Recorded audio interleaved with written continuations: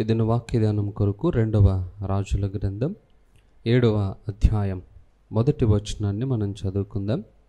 Elisha రాజుతో ఇట్లా నేను యెహోవా మాట ఆలకించుము. యెహోవా సెలవిచ్చినదేమనగా, రేపు ఈ వేళకు సోమరేణు ద్వారమందు రూపాయి ఒక్కింటికి 1 మానిక సన్నని పిండియు, రూపాయి ఒక్కింటికి 2 మానికల యవలను అమ్మబడును. హల్లెలూయా.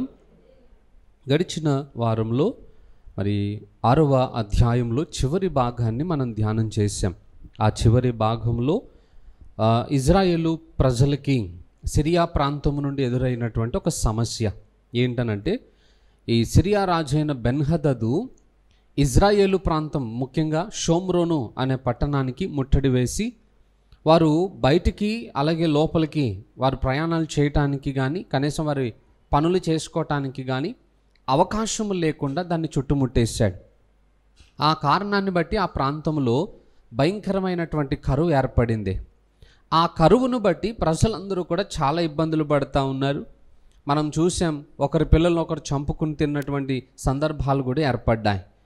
ఆ సమయంలో ఇక రాజుగారికి కోపం వచ్చేసి, అనగా ఇజ్రాయెల్ రాజుకి కోపం వచ్చి ఎలీషా దగ్గరికి వెళ్ళి అడుగుతున్నాడు, నేను దేవుని మీద ఇంకెందుకు నమ్మకం ఉంచాలి, అసలు ఏ విధమైనటువంటి అవకాశం ఉంది నాకు విశ్వాసం ఉంచడానికి అని చెప్పి ఎలీషా దగ్గరికి వెళ్ళి అడిగినప్పుడు 7వ అధ్యాయంలో దాని కొనసాగింపు చరిత్ర మనకి కనబడుతుంది అన్నమాట. అంటే అక్కడ రాజు, ముఖ్యంగా ఇజ్రాయేలు రాజు దేవుని పట్ల నమ్మకం లేనివాడిగా ఉన్నాడు. ఆ రాజే కాదు, ఆయన సహచరుడు ఒక ఆయన ఉన్నాడు. ఆ 2వ వచనంలో ఆయన చరిత్ర మనకు కనబడుతుంది. ఆ సహచరుడు కూడా అదే విధమైనటువంటి అవిశ్వాసపు మాటలను పలుకుతాడనమాట. అంటే ఇద్దరి అవిశ్వాసం యొక్క పరిస్థితులు వారి జీవితాల్లో కనబడతాయి. వారు ఎందుకు అంతగా అవిశ్వాసాన్ని కనుపరుస్తున్నారు అని అంటే, సో మనకు తెలుసు అక్కడున్న పరిస్థితులన్నీ కూడా అంత ప్రతికూలంగా ఉన్నాయి. అదేదో 1-2 రోజులు వేయబడినటువంటి ముట్టడి కాదు, అప్పటికే చాలా కాలం అయిపోయింది. వారి దగ్గర ఉన్నటువంటి సామాగ్రి అంతా కూడా ఖాళీ అయిపోయింది. ప్రతి గానుగా, ప్రతి ధాన్యపు కొట్లు అన్నీ కూడా ఖాళీ అయిపోయాయి. ప్రజలు ఆకలితో అలమటిస్తూ ఉన్నారు. పిల్లల్ని కూడా చంపుకుని తినేంత ఆ దుస్థితి అక్కడ ఏర్పడిందని అంటే, ఆ ప్రాంతం ఎంత భయంకరమైనటువంటి కరువుతో ఉందో ఆలోచన చేయండి. ఆ కరువు అంతటిని చూస్తున్నారు. ప్లస్ అదే సమయంలో సిరియా సైన్యము షోమ్రోను పట్టణాన్ని ముట్టడి వేసినటువంటి పరిస్థితిని చూస్తున్నారు. ఇవి చూసినప్పుడు వారికి ఏమనిపించిందని అంటే, ఇక ఎవరు ఈ కార్యాన్ని సరిదిద్దలేరు.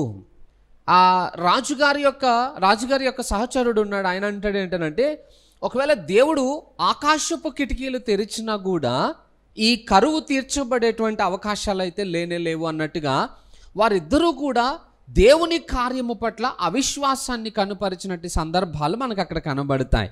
అంటే దేవుని యొక్క కార్యములను వారు చూడలేకపోవడానికి, లేదా వారు దేవుని యొక్క అద్భుతాలను అనుభవించలేకపోవడానికి గల కారణం ఏంటంటే వారి జీవితంలో ఉన్నటువంటి అవిశ్వాసమే.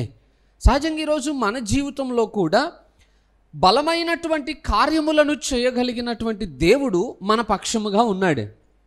కానీ బాధాకరమైన విషయం ఏంటంటే, ఆయన మన తరపున ఉన్నాడు, కానీ ఆయనను గూర్చినటువంటి విశ్వాసము మనలో లేకపోవడాన్ని బట్టి దేవుని కార్యములను మనం చూడలేకపోతా ఉన్నామట.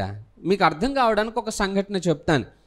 యేసు ప్రభు భూమి మీద పరిచర్య చేస్తున్న కాలంలో నజరేతు అని ఒక ప్రాంతానికి వెళ్ళాడు. అంతకు మునుపు ఎన్నో ప్రాంతాలు ఆయన తిరిగాడు, ఎన్నో గొప్ప గొప్ప కార్యాలు ఆయన చేశాడు. మృతులను సజీవులుగా మార్చాడు, రోగులను స్వస్థపరిచాడు, ఎన్నో అద్భుత కార్యములను ఆయన చేశాడు. అంటే ఇప్పుడు యేసు ప్రభు దేవుని శక్తిని కలిగి ఉన్నాడు, లేదా ఆయన గొప్ప కార్యములను చేయగలుగుతాడు అనడానికి ఆధారం ఏంటంటే ఇతర ప్రాంతములన్నింటిలో ఆయన చేసినటువంటి అద్భుత కార్యాలే. బట్ నజరేతు అనే ప్రాంతానికి వెళ్ళినప్పుడు యేసు ప్రభు అక్కడ దేవుని కార్యములను చేయలేదట.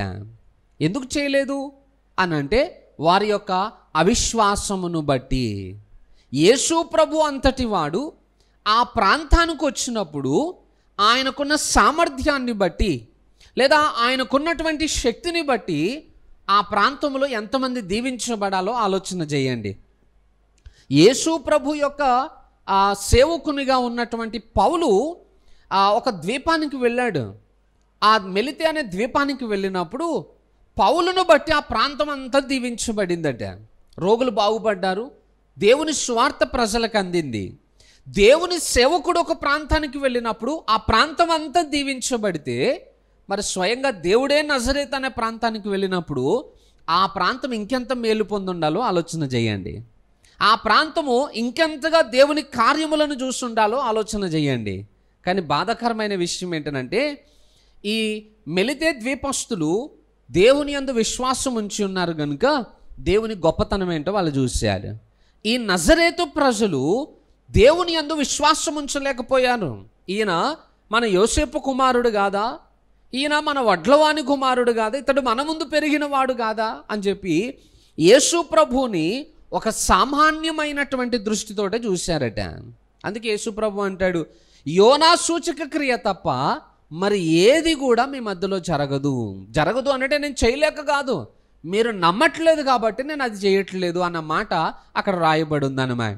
గొప్ప సామర్థ్యము కలిగిన వాడు నజరేతులో ఉన్నాడు, బట్ నజరేత్ అనే ప్రాంతము అవిశ్వాసంతో నిండిపోయింది. దానిని బట్టి దేవుని మహాశక్తిని వారు అనుభవించలేకపోయారట. అన్నీ ఎదురుగుండా ఉన్నాయి, అన్ని అవకాశాలు ఉన్నాయి, జస్ట్ వారు నమ్మితే చాలు దేవుని మహిమ ఏంటో వారు చూడగలుగుతారు. బట్ వారి అవిశ్వాసము దేవుని మహిమను చూడకుండా వారికి ఆటంకంగా నిలిచిపోయిందట. ఈరోజు మన జీవితంలో కూడా అదే పరిస్థితి. ఆ గొప్ప దేవుడే నేడు కూడా అలానే సామర్థ్యము కలిగి ఉన్నాడు. మనకు కూడా చాలా రకాల ప్రతికూలమైన పరిస్థితులు ఉన్నాయి. ఆ రోజు నజరేతు ఎలాగైతే ఆ ప్రజలు దేవుని యందు విశ్వాసం ఉంచకుండా దేవుని మహిమను చూడలేకపోయారో, ఈరోజు మనం కూడా దేవుని యందు విశ్వాసం ఉంచలేక దేవుని కార్యములను అనుభవించలేకపోతా ఉన్నాం. ఒకవేళ దేవుడు బలహీనుడైతే మరి ఇతరుల జీవితాల్లో చేయొద్దు కదా, ఇతర ప్రాంతాలలో దేవుని కార్యములు ఆగిపోవాలి కదా. బట్ ఇంకొకరి జీవితాల్లో జరుగుతుంది, ఇంకొక ప్రాంతంలో దేవుని మహిమను ప్రజలు చూస్తున్నారు. మరి మన దగ్గరకు వచ్చేటప్పటికి ఎందుకు దేవుని కార్యాలు చూడలేకపోతున్నాము అని అంటే, మనలో ఉన్నటువంటి అవిశ్వాసపు సంఘటనలను బట్టానమే. సో దయచేసి ఈరోజు ఆ అవిశ్వాసపు ఛాయలను మనం జయించకపోతే మనము దేవుని యొక్క గొప్పతనాన్ని మనం చూడలేం. పరిస్థితులు అలానే ఉండనియండి, వాటిని గురించి మనము ఆలోచన చేయాల్సిన అవసరం లేదు. ఒకవేళ కొన్నిసార్లు మనం అంటాం, లేదండి మాకు విశ్వాసం ఉంది అని అంటామేమో.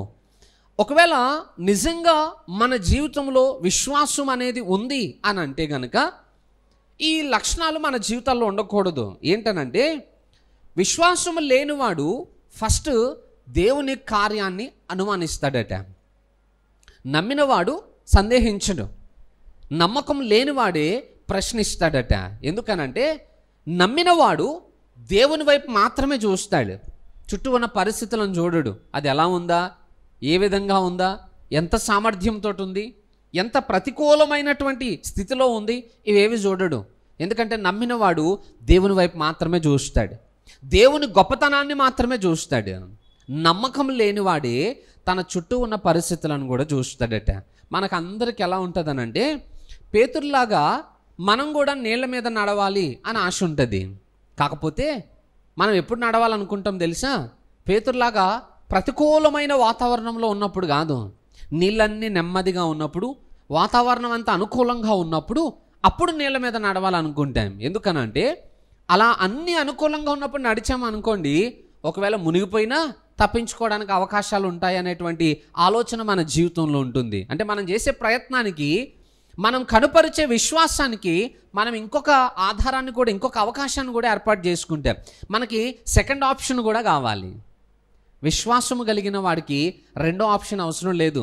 ఎందుకంటే వాని విశ్వాసం ఏంటనంటే, దేవుడు నీళ్ళ మీద నన్ను నడిపిస్తాడు, దేవుడు నా జీవితంలో అద్భుతమైన కార్యాన్ని చేస్తాడు. ఆ 100% ఫెయిత్ కలిగిన వాడు సెకండ్ ఛాన్స్ గురించి ఆలోచించడు. నమ్మకం లేనివాడే ప్రశ్నిస్తాడు, ఇది ఎలా జరుగుతుంది అసలు, ఇది ఎందుకు సాధ్యమవుతుంది అసలు. ఆ అవిశ్వాసము కలిగిన వాడే సెకండ్ ఆప్షన్ కోసం ఎదురు చూస్తాడన్నమాట. ఒకవేళ ఇది ఫెయిల్ అయితే ఇంకొక దారి మనకు కావాలి. ఒకవేళ నేను నీళ్ళ మీద నడవలేకపోతే నన్ను నేను కాపాడుకోవడానికి ఇంకొక రిసోర్స్ నాకు ఉండాలి.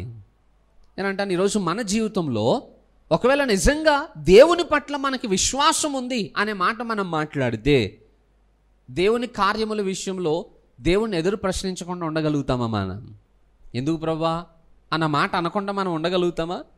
మన జీవితంలో వచ్చే ఫస్ట్ మాటే అది, ఎందుకు ప్రభువా అని అంటున్నాం. అంటే ఇది విశ్వాసం ఉన్నట్ట లేనట్టుగా మన జీవితంలో సూచిస్తుందా? విశ్వాసమును కలిగిన వాడు ఎదురు ప్రశ్నించడు. సందేహింపక నీవు అడిగిన వాటినెల్లా నువ్వు పొంది ఉన్నామని నమ్ముడి, అప్పుడు అవి మీకు అనుగ్రహింపబడతాయి. సందేహింపక అంటే ఎక్కడ కూడా అపనమ్మకమును రానివ్వకుండా చూసుకోండి అని అన్నాడు. మరి మనకు వచ్చేదే ఫస్ట్ అది కదా. మరి మనము విశ్వాసమును కలిగిన వారమని ఎలా చెప్పగలుగుతాం? రెండోది ఏంటనంటే, ఒకవేళ నిజంగా మన జీవితంలో విశ్వాసమునుంటే మనం ఎదురు ప్రశ్నించాం, చెప్పింది చెప్పినట్టుగా చేస్తాం. ఇప్పుడు ఇజ్రాయేలీల జీవితంలో చాలా సంఘటనలు జరిగాయి. వాళ్ళకి ఎర్ర సముద్రం అడ్డొచ్చింది. మోషే అడిగాడు, ప్రభువా ఏం చేయమంటావు నాయనా అని. దేవుడు అన్నాడు, మోషే నాకు ఎందుకు మొరపెడుతున్నావు? నువ్వు నీ దగ్గర ఉన్న కర్రతో ఆ సముద్రమును కొట్టు, అది 2 పాయలుగా చీల్చబడి మీకు మార్గాన్ని ఇస్తుంది అని అన్నాడు. మోషే మరొక మాట మాట్లాడినట్టు అక్కడ ఏమన్నా ఉందా? అలా ఎలా అవుతుంది ప్రభువా? ఇంత పెద్ద సముద్రం కర్రతోటి ఎలాగ 2 పాయలు అయిపోతుంది? ఇది అసలు జరిగే కార్యమేనా? ఇంకొక రూట్ ఏదైనా చెప్పొచ్చు కదా. ఇలాంటి మాటలు ఒక్క మాటన మాట్లాడా మోషే? ఏం మాట్లాడలేదు. దేవుడు ఏది చెప్పాడో చెప్పింది చెప్పినట్టుగా చేసుకుంటూ వెళ్ళిపోయాడు, అంతే. దాన్నే విశ్వాసం అని అంటారు. దేవుడు చెప్పిన మాటని చెప్పింది చెప్పినట్టుగా చేయడమే దేవుని యందు మనం విశ్వాసమును కనుపరచటం. ఈరోజు దేవుని వాక్యము మన పరిస్థితులన్నిటికీ తగినట్లుగా మనకు వినిపించబడుతుంది. వాక్యమును ఉన్నది ఉన్నట్టుగా మనం విని దాన్ని పాటించగలిగితే మన జీవితంలో దేవుని కార్యాలు చూడగలుగుతాం. కానీ ఎంత వాక్యం విన్నా మరలా ఎక్కడో శరీరతత్వం పనిచేస్తుంది. ఇది సాధ్యమేనంటారా? ఇది అసలు జరుగుతుంది అంటారా? ఇది అయ్యే అవకాశమేనంటారా? ఇలాంటి ప్రశ్నలు ఎందుకు ఏర్పడతాయి అనంటే, మనం దేవుని వైపు కాకుండా పరిస్థితుల వైపు చూడడం దానికి కారణం. గుర్తుపెట్టుకోండి, నిజంగా మనము దేవుణ్ణి విశ్వసించిన వారమైతే మనం సందేహించాం. మీకు ఒక సంఘటన చెప్తాను. ఒకసారి ఒక ఆయన ఒక ప్రాంతానికి ఏదో బిజినెస్ ట్రిప్ మీద వెళ్ళాలంట. అలా వెళ్ళాల్సిన వాడు అనుకోకుండా ఫ్లైట్కి వెళ్ళాలి. బట్ ఆ ఫ్లైట్కి ఈయన లేట్ అయిపోయాడు. చాలా హర్రీగా వస్తూ ఉన్నాడు. పాపం ఆ టెన్షన్లో ఆయన చెమటలతో తడిచిపోయాడు. లాస్ట్గా ఇంకొక నిమిషం 2 నిమిషాల్లో ఆ ఎంట్రీ గేట్ క్లోజ్ చేస్తారనే టయానికి ఈయన లోపలికి ఎంటర్ అయిపోయాడు. బోర్డింగ్ పాస్ చెక్ చేయించుకున్నాడు. మెల్లగా ఏదో ఒక టెన్షన్ తోటి ఆ పరుగుల మీదనే ఫ్లైట్లోకి వెళ్ళిపోయాడు. ఫ్లైట్లో ఈయన కూర్చున్నటువంటి ఆ సీట్ పక్కన, ఈయన పక్కన ఆ ట్రిపుల్ సీట్ అన్నమాట అది. ఈయన పక్కన ఒక 8 సంవత్సరాల పాప కూర్చుంది. ఆయన పక్కన, ఆ పాప పక్కన ఇంకొక పెద్ద ఆవిడ కూర్చుంది. అయితే వీళ్ళు ముగ్గురు ప్రయాణం చేస్తూ ఉన్నారు. ఈయన ఆ ఫ్లైట్లోకి వెళ్ళిపోయిన తర్వాత కాస్త రిలాక్స్ అయ్యాడు. అమ్మయ్య, ఫ్లైట్ మిస్ కాలేదు. ఒకవేళ మిస్ అయి ఉంటే ఆ బిజినెస్ ట్రిప్ ఫెయిల్ అయిపోయేది, లాస్ అయిపోయాయని అది ఆలోచించుకుంటూ కాస్త రిలాక్స్ అవుతున్నాడు. అలా ఫ్లైట్ టేక్ ఆఫ్ అయిపోయి కొంచెం దూరం ప్రయాణం చేసిన తర్వాత, కొంచెం సమయం అయిన తర్వాత ఒక అనౌన్స్మెంట్ వినపడిందట. ఏంటి అనౌన్స్మెంట్ అని అంటే, అప్పటికే ఫ్లైట్ కొంచెం షేక్ అవుతూ ఉంది. ఏదో స్పీడ్ బ్రేకర్ల మీద వెళ్తున్నట్టు బండి ఎట్లా అవుతుంది అట్లా ఆ కుదుపుల కింద వస్తూ ఉందట. వెంటనే ఒక అనౌన్స్మెంట్ వినపడింది, మనం కొంచెం ప్రతికూలమైన వాతావరణంలో ప్రవేశించాం కాబట్టి మీరు కొంచెం సీట్ బెల్ట్స్ వేసుకోండి, మీరేం టెన్షన్ పడకండి, మేము జాగ్రత్తగా తీసుకుని వెళ్ళే ప్రయత్నం చేస్తున్నామని అనౌన్స్మెంట్ వినపడగానే ఇక మొత్తం ఫ్లైట్లో ఉన్న వాళ్ళందరూ టెన్షన్ పడుతూ ఉన్నారు. బస్సు కాదు కదా, కిటికీలోంచి దూకేసి తప్పించుకోవడానికి. గాల్లో ఉన్నది, ఎలా దూకుతాడు? దూకినా చచ్చిపోతాడు, ఫ్లైట్ క్రాష్ అయినా చచ్చిపోతాడు. ఆ టెన్షన్ తోటి ఈయన గట్టిగా సీట్ని పట్టేసుకుని ఆ భయంతో ఉన్నాడట. దిగుతానా లేదా, ఈ ట్రిప్ నా జీవితంలో జరుగుతుందా లేదా, ఆ బిజినెస్ మీట్కి అందుకుంటానా లేదా, లేట్ అయిన అయితే అయ్యింది, ఇంకో 10 నిమిషాలు లేట్గా వచ్చుంటే ఈ పరిస్థితి నుండి తప్పించుకునేటోండేమో. ఇలా ఎన్నో ఆలోచనలు. అసలు నేనే ఎలా ఉన్నానంటే నా పక్కన ఉన్న వాళ్ళందరూ ఏం చేస్తూ ఉన్నారని చూస్తే, ఆ పక్కన ఉన్న పెద్ద ఆవిడ 2 చేతులు దేవుని వైపు పెట్టేసి ప్రార్థన చేస్తూ ఉందట, ప్రభువా మమ్మల్ని జాగ్రత్తగా కిందకి దించిన ఆయన అని. బట్ ఈయన పక్కన ఒక 8 సంవత్సరాల పాప ఉంది. ఆ పాప కలరింగ్ వేసుకుంటూ ఉందట, డ్రాయింగ్ చేసుకుంటూ ఉంది. మెల్లగా ఈ అనౌన్స్మెంట్ వినపడగానే ఆ డ్రాయింగ్ బుక్, ఆ కలర్ పెన్సిల్స్ అన్నీ కూడా ఆ ఫ్లైట్ ముందటి సీట్లో ఉన్న పాకెట్లో పెట్టేసి 2 చేతులు కాళ్ళ మీద పెట్టుకుని చాలా పీస్ఫుల్గా కూర్చుందట. ఎవరు లేరు ఆమెకి, ఒక్కతే ట్రావెల్ చేస్తూ ఉంది. ఇంత చిన్నపిల్ల ఇంత ధైర్యముతోటి ఎలా కూర్చోగలిగింది? ఈయన టెన్షన్ పడుతున్నాడు, ఆమెను చూస్తున్నాడు, టెన్షన్ పడుతున్నాడు, ఆమెను చూస్తున్నాడు. కొద్దిసేపటికి మళ్ళీ అనౌన్స్మెంట్ వినపడింది, ఓకే ప్రాబ్లం క్లియర్ అయిపోయింది, టెన్షన్ ఏం లేదు, ప్రశాంతంగా కూర్చోండి, కొద్దిసేపట్లో మనం ల్యాండ్ అయిపోతున్నాం అని. వెంటనే ఆయన అడిగాడట పక్కనున్న పాపని, అమ్మ నేను ఎంత టెన్షన్ పడ్డానో నువ్వు నన్ను చూసావు, అలాగే నీ పక్కనున్నవాడు ఎంత ప్రార్థన చేసిందో నువ్వు విన్నావు, బట్ నువ్వెందుకు ఇంత ప్రశాంతంగా కూర్చున్నావు? నీకు భయం లేదా? నీకేమో టెన్షన్ అనిపించలేదా? నువ్వు ఫ్లైట్ జర్నీకి అంత అలవాటు పడిపోయావా అని అడిగితే ఆ పాప అన్నదట, అంకుల్ ఈ ఫ్లైట్ని నడిపిస్తున్నటువంటి పైలట్ మా నాన్నగారు. ఫ్లైట్ కిందకి ల్యాండ్ అవుతుందో లేదో నాకు తెలియదు, ఒకవేళ అది క్రాష్ అయిపోతుందో కూడా నాకు తెలియదు. ఏది జరిగినా నా తండ్రి మాత్రం నన్ను కాపాడుతాడు. ఎందుకనంటే నా తండ్రి నాతో పాటే ఈ ఫ్లైట్లో ఉన్నాడు కాబట్టి ఇక నేనెందుకు టెన్షన్ పడతాను? నాకు అనుభవం తక్కువేమో, బట్ నా తండ్రికి అనుభవమే కదా. నాకు భయం వేయొచ్చేమో, బట్ నా తండ్రికి భయం వేయకపోవచ్చు కదా. లేదా నన్ను నేను కాపాడుకోలేనేమో, బట్ నా తండ్రి నన్ను కాపాడుతాడు కదా. ఆ నిశ్చయత ఆమెకి చాలా నిబ్బరాన్ని కలుగజేసిందట. నేను అంటున్నాను, ఈరోజు మనం కూడా దేవుని పట్ల నాకు విశ్వాసం ఉంది అని చెప్పుకుంటున్నాం, బట్ ఆ చెప్పుకున్న దాంట్లో మన ఆ ఇద్దరు వ్యక్తులు ఉన్నారు చూసారా, మన వైఖరి మాత్రం అలా కనబడతా ఉంది. నమ్మినవాడు కలవరపడాడు, విశ్వసించువాడు కలవరపడాడు అని ఉంది. ఆ పాప తన తండ్రిని విశ్వసించింది కనుక ప్రశాంతంగా కూర్చుంది, ఏమాత్రం కలవరం లేదు. అది విశ్వాసం అంటే. నేను అడుగుతున్నాను, మనలో ఈరోజు అలాంటి విశ్వాసం ఉందా? లూకాసు వార్త 18వ అధ్యాయం 8వ వచనం చూడండి ఒకసారి. యేసు ప్రభు గురించి అక్కడ ఒక మాట రాయబడి ఉంది. ఆయన వారికి త్వరగా న్యాయము తీర్చును, వారి విషయమే కదా ఆయన దీర్ఘశాంతము చూపుచున్నాడని మీతో చెప్పుచున్నాను. ఆయనను మనుష్య కుమారుడు వచ్చినప్పుడు ఆయన భూమి మీద విశ్వాసము కనుగొననా? చాలు. అయినను మనుష్య కుమారుడు భూమి మీదకి వచ్చినప్పుడు విశ్వాసమును కనుగొనునా. యేసు ప్రభు భూమి మీదకి వచ్చేటప్పుడట ప్రజలందరిలో విశ్వాసము సన్నగిల్లిపోతుందట. ప్రశ్నిస్తున్నాడు, ఒకవేళ ఆ యేసు ప్రభు వచ్చే సమయానికి ఇంతమంది క్రైస్తవ సమాజంలో కొంతమందిలోనైనా దేవుని పట్ల విశ్వాసము కనుగొనగలిగే అవకాశాలు ఉన్నాయంటారా? ఎందుకనంటే అంత్యదినముల్లోకి వచ్చేటప్పటికి ప్రజలందరూ ఎలా మారిపోతారంటే ఆ రాజు ఆయన సహచరుల్లాగా మారిపోతారట. పరిస్థితుల్ని చూస్తారా తప్ప ప్రభు వైపు చూసేవారు ఉండరట. అందుకే యేసు ప్రభు భూమి మీదకి దిగి వచ్చే సమయానికి ప్రజలలో విశ్వాసమును కనుగొనగలడా అనే ప్రశ్న వేస్తున్నాడు. నేను అంటాను, కనుగొంటాడండి. అట్టి విశ్వాసము నేను కనుపరచగలుగుతాను అనే సమాధానం ఇక్కడున్న మనం ఎవరైనా ఇవ్వగలుగుతామంటారా? అంత విశ్వాసం మనలో ఉందంటారా? లేదు.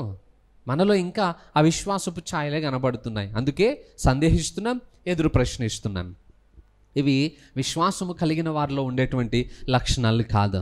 అందుకే ఆ రాజు ఆయన సహచరులు కూడా దేవుని పట్ల విశ్వాసం ఉంచలేకపోయారట. వాళ్ళు చేసిన మొదటి పని ఏంటో తెలుసా? ముఖ్యంగా ఆయన సహచరుడు దేవుని యొక్క శక్తిని సందేహించాడట. ఆకాశపు కిటికీలు తెరిచినా కూడా ఇది జరిగే పనా? దేవునికి బాగా కోపం తెప్పించే మాట ఏంటనంటే దేవుని శక్తిని తక్కువ అంచనా వేయడం.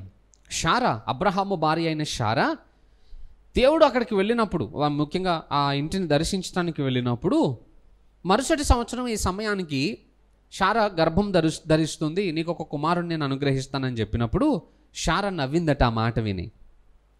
ఎందుకంటే ఈ వయసులో నాకు పిల్లలు పుట్టడం ఏంటి అని చెప్పి నవ్విందట. నవ్వగానే దేవుడు అంటాడు, నువ్వు నవ్వుతున్నావు అని అంటే షారాకు భయం వేసింది. లేదు లేదు నేను నవ్వట్లేదు అని అంటే దేవుడు వాదిస్తాడు, నువ్వు నవ్వావు, నేను చూసిన విషయం.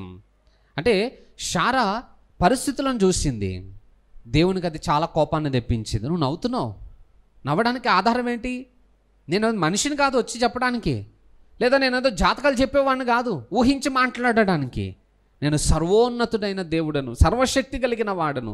నువ్వు నవ్వుతున్నావు కానీ వచ్చే సంవత్సరానికి నువ్వు దేవుని కార్యం చూస్తావు చూడని దేవుడు అక్కడ వాదన చేయాల్సి వచ్చింది. అంటే దేవునికి కోపం తెప్పించే సందర్భం ఏంటంటే దేవుని శక్తిని తక్కువ అంచనా వేయడం. ఇక్కడున్న ఇద్దరు కూడా దేవుణ్ణే తక్కువ అంచనా వేశారట, దేవుని కార్యాన్ని వాళ్ళు సందేహించారట. నేనంటాను, ఈరోజు మన జీవితంలో ఎన్నో వాక్యాలు వింటున్నాము కానీ ఎన్ని వాక్యములందు మనం విశ్వాసం ఉంచగలుగుతున్నా? రెండో విషయం ఏంటంటే దేవుని ఏర్పాటును కూడా వాళ్ళు సందేహించారట. ఎలీషా అంటున్నాడు, ఒకసారి ఆ వచనం చదవండి, 2వ వచనం చూడండి. అందుకు ఎవరి చేతి మీద రాజు ఆనుకొని ఉండెనో ఆ అధిపతి యెహోవా ఆకాశమందు కిటికీలు తెరిచినను అలాగు జరుగునా అని దైవజనుడికి ప్రత్యుత్తరమేగా అతడు నీవు కన్నులారా దానిని చూచెదవు గాని దానిని తినకుందు అని అతనితో చెప్పాను. చాలు. ఎలీషా ఈ సమస్యకి పరిష్కారాన్ని చెప్పాడు. ఎప్పుడు? రేపు ఈ సమయానికి, అంటే 24 గంటల్లో పరిస్థితులన్నీ మారిపోతాయి. ఒకవేళ రాజు కానీ ఆయన సహచరుడు కానీ కొన్ని రోజులు అని అంటే ఏమన్నా ఆలోచించేవాడేమో. బట్ ఎలీషా ఒక టైం పీరియడ్ కూడా చెప్తున్నాడు. రేపు ఈ వేళకు, పైగా కాస్ట్ ఎంత, చాలా తక్కువ కాస్ట్ అన్నమాట. రూపాయి ఒకటింటికి ఒక మానిక సన్నని పిండియు, రూపాయి ఒకటింటికి 2 మానికల యవలును అమ్మబడును. ఇప్పుడు 5 రూపాయలు 80 రూపాయలతోటి వాళ్ళు ఫుడ్ కొనుక్కుంటున్నారు. అంత కాస్ట్లీ ఫుడ్ ఇప్పుడు ఏ కాస్ట్కి వచ్చేస్తుందట? ఒక్కొక్క రూపాయికి ఆ రేట్లు పడిపోబోతున్నాయి. అది కూడా రేపు ఈ సమయానికి అని అనగానే ఆ టైము, ఆ కాస్ట్ వాళ్ళకి ఆ నమ్మశక్యంగా అనిపించలేదట.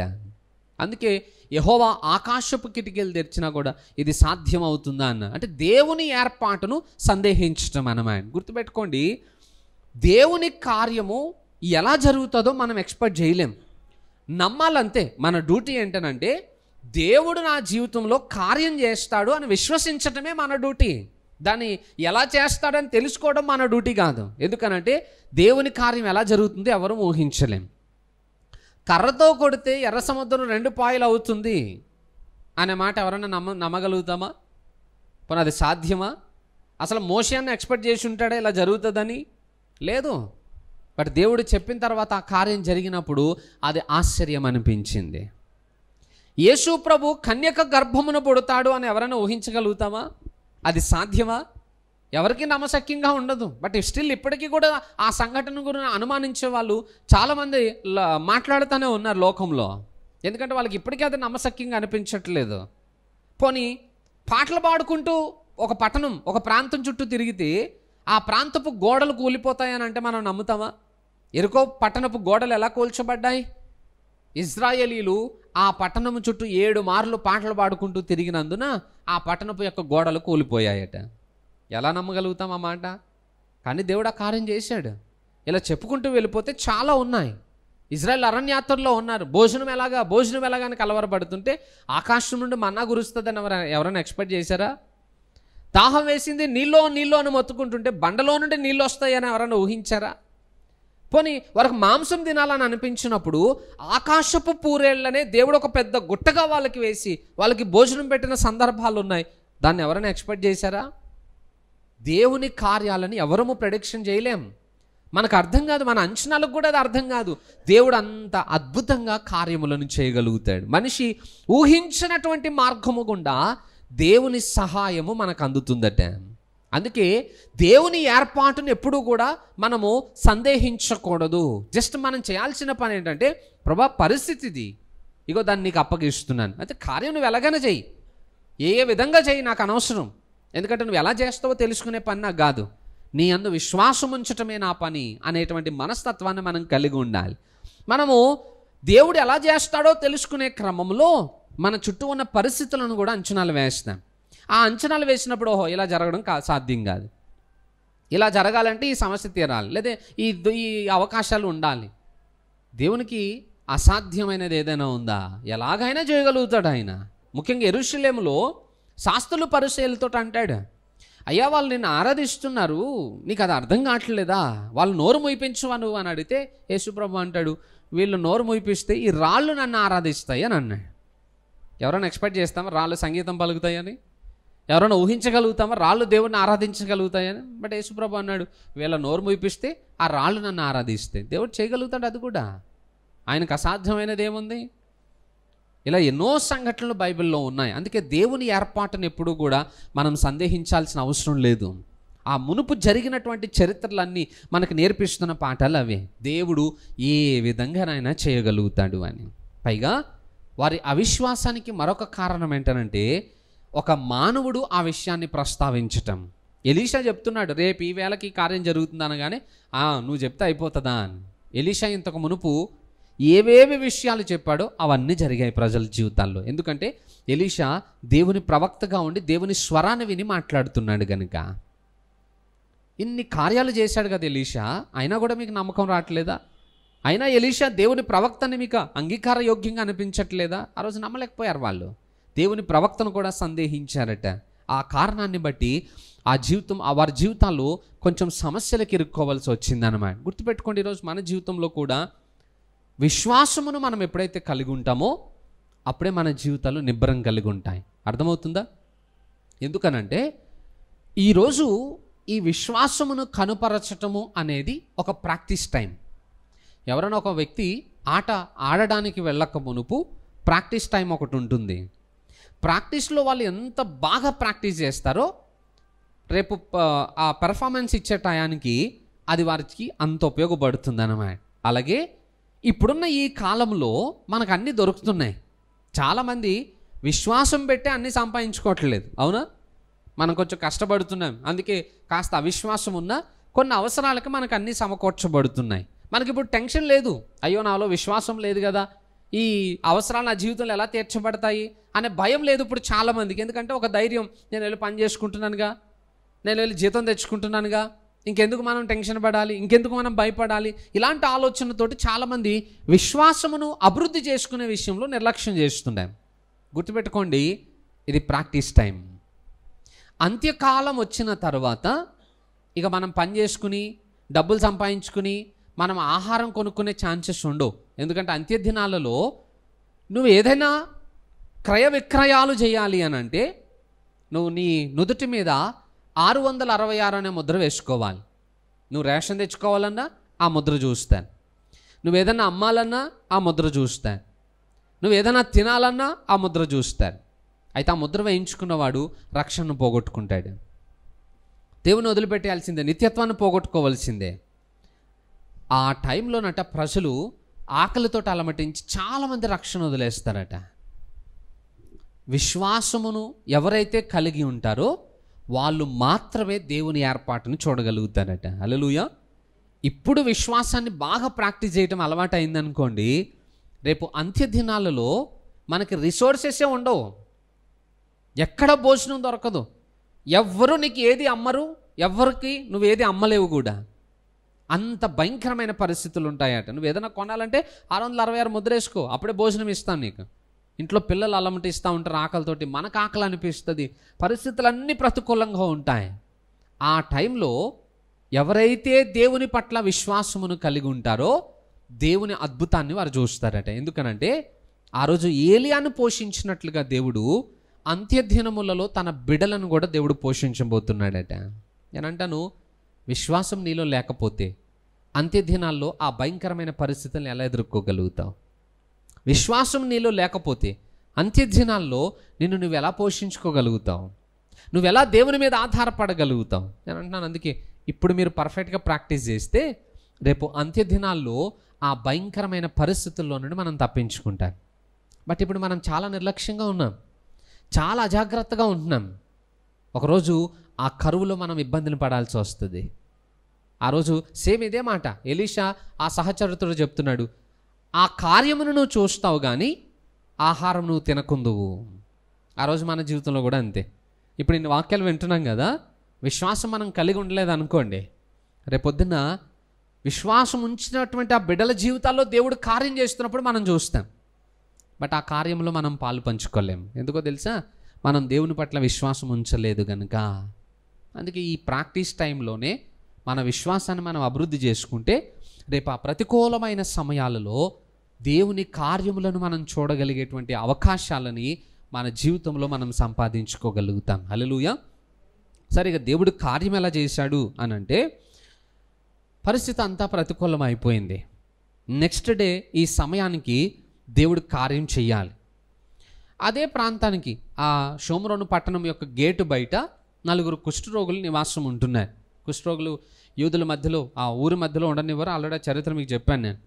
సో వాళ్ళు గేటు బయట, ఊరి పట్టణపు వెలుపటి గేటు బయట వాళ్ళు నివాసం ఉంటున్నారు. ప్రతిరోజు వాళ్ళకి భోజనం వచ్చేది. ఎప్పుడైతే ఈ పట్టణం ముట్టడి వేయబడిందో భోజనం రావట్లేదు, ఆకలితో ఉన్నారు పాపం వాళ్ళు కూడా. ఇంతకీ 4 కుష్ఠరోగులు ఎవరు అని అంటే దానికి 2 రకాల అర్థాలు ఉన్నాయి.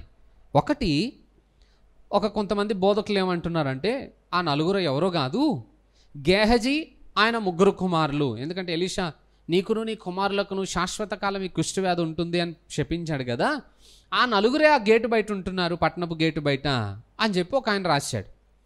ఇంకొక ఆయన ఏమంటున్నాడంటే ఆ నలుగురిలో ఒక్కడు మాత్రం గేహజీ, మిగతా ముగ్గురు ఎవరో మనకు తెలియదు అని ఇంకొక ఆయన అంటున్నాడు. ఈ రెండింటిలో ఏది నమ్మశక్యమైన బోధ అని అంటే అసలు దేని గురించి మనకు ఆధారాలు లేవు. జస్ట్ మీకు ఇలాంటి ఒక బోధలు ఉన్నాయని మీకు చెప్పడానికి చెప్తున్నాను అంతే. నాకు కూడా క్లారిటీ లేదు దాని మీద, ఎందుకంటే ఒక్క వచనం కూడా దాంట్లో మనకి ఏది ఇవ్వలేదు. వాళ్ళు ఖచ్చితంగా గేహజీ కుటుంబమే అనడానికి ఒక వాక్యం కూడా లేదు, బట్ అందులో ఒకడు గేహజీ అనడానికి కూడా వాక్యం లేదు. మరి వాళ్ళే ఆధారంతో చెప్తున్నారు అని అంటే తర్వాత అధ్యాయంలో మనం చూస్తాం, గేహజీ రాజు దగ్గరికి వెళ్ళి రాజు దగ్గర మాట్లాడుతున్నటువంటి సందర్భం ఒకటి కనబడుతుంది. 8వ అధ్యాయంలో దాన్ని గుర్తు చేసుకుందామని. అలా మరి గేహజీ వెళ్ళి రాజుగారి దగ్గర మాట్లాడుతున్నాడు అని అంటే గేహజీ కుష్ఠవ్యాధి నుండి బాగుపడ్డట్టే కదా. బాగుపడ్డాడు 100%, దానికి నేను ఒప్పుకుంటున్నాను. ఎందుకంటే యూదా పద్ధతి ప్రకారంగా కుష్ఠవ్యాధులు లోపలికి రావద్దు, పైగా రాజు దగ్గరికి అసలే వెళ్ళనివ్వరు. ఇంకా మరి రాజు దగ్గరికి వెళ్ళి ఎలా మాట్లాడుతున్నాడంటే గేహజీ బాగుపడ్డాడు, స్వస్థతను పొందాడు, బట్ ఎలా జరిగింది, ఎప్పుడు జరిగింది అనే ఆధారాలు మాత్రం మనకు లేవు. మరి లేని వాటిని గురించి ఏదో కొత్త బోధ మనం పుట్టించుకోవడం ఎందుకు? బట్ ఆ నలుగురు కుష్ఠరోగులు ఎవరో మనకు తెలియదు. కాకపోతే నలుగురు ఉన్నారట. వాళ్ళకు ఒక ఆలోచన ఏర్పడింది. ఏంటనంటే మనం ఎందుకు ఇక్కడ ఇలా కూర్చుని ఉన్నాం, పట్టణంలోకి వెళ్దామా, పట్టణంలో కూడా కరువు ఉంది, అక్కడికి వెళ్ళినా చచ్చిపోతాం.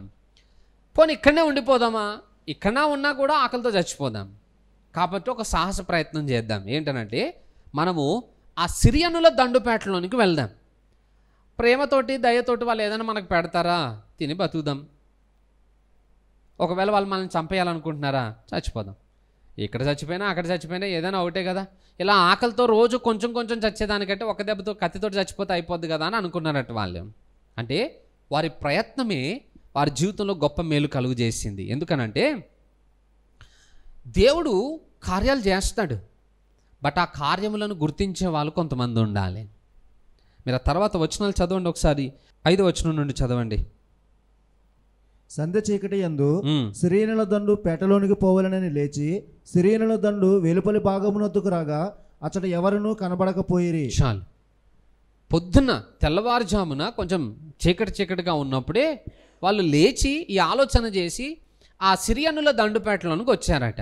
వచ్చేటప్పటికి అక్కడ వాళ్ళు ఉన్నారా, లేరా? లేరు. ఎక్కడికి వెళ్ళారంటారు? అప్పటికప్పుడే దేవుని కార్యము జరిగింది.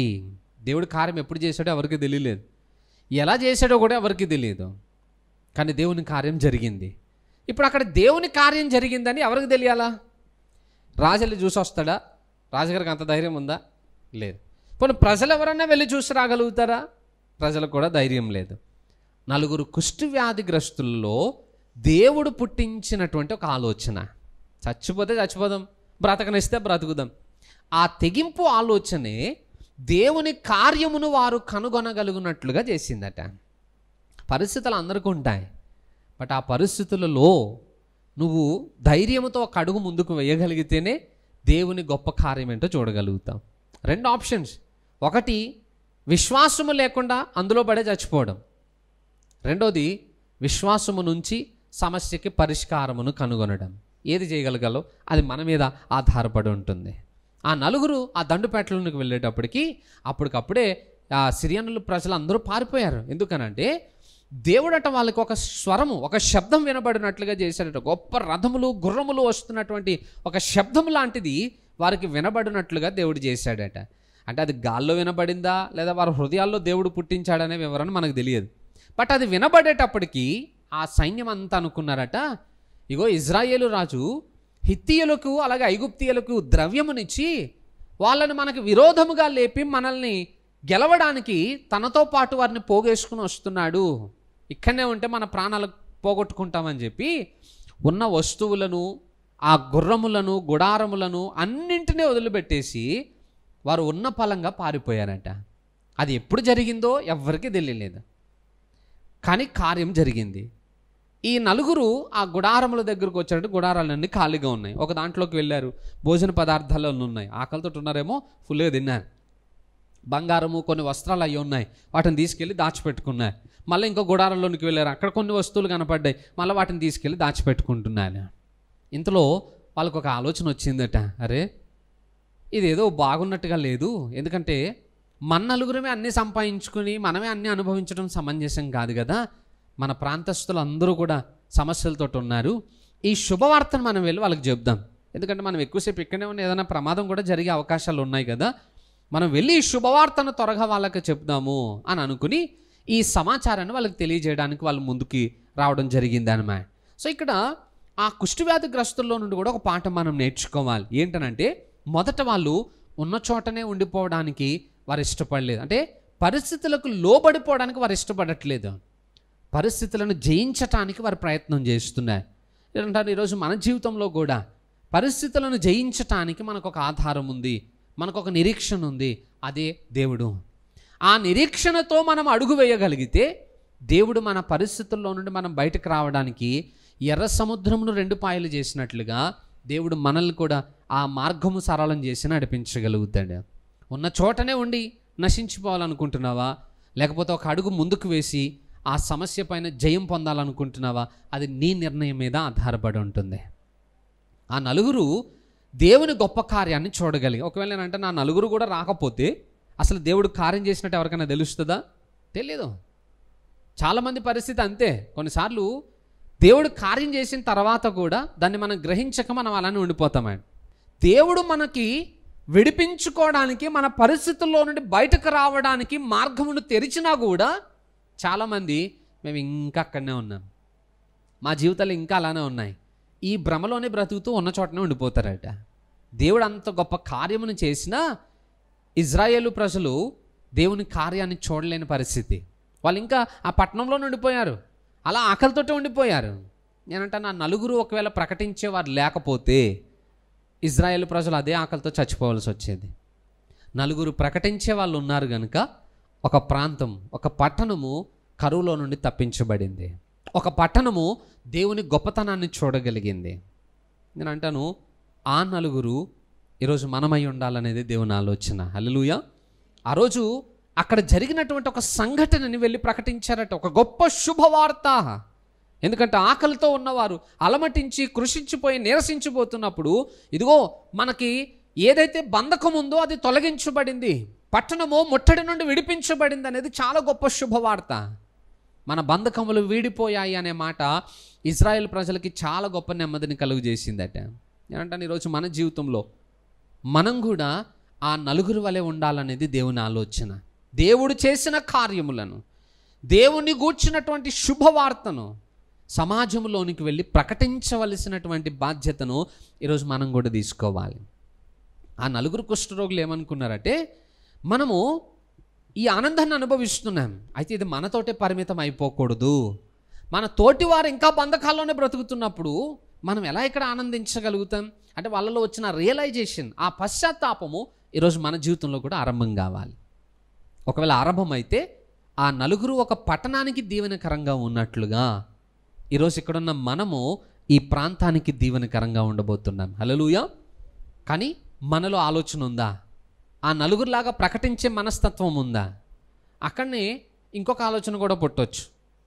ఎవరికి తెలియకుండా ఉన్నది ఉన్నట్టుగా సర్దేంటారు బాబు జాగ్రత్తగాని, ఇదే మంచి అవకాశం, మళ్ళీ తర్వాత దొరకదు, మళ్ళీ ఇజ్రాయెల్కి ఎవరికైనా తెలిసింది అనుకోండి వాళ్ళు వాటలకు వస్తారు, ఉన్నది వాళ్ళు పోగు చేసుకుని వెళ్ళిపోతారు, కాబట్టి ఉన్నదంతా జాగ్రత్తగా సైలెంట్గా సర్దుకుని వెళ్ళిపోదాం అని చెప్పి స్వార్థంతో ఆలోచించే వాళ్ళు కూడా ఉండొచ్చు.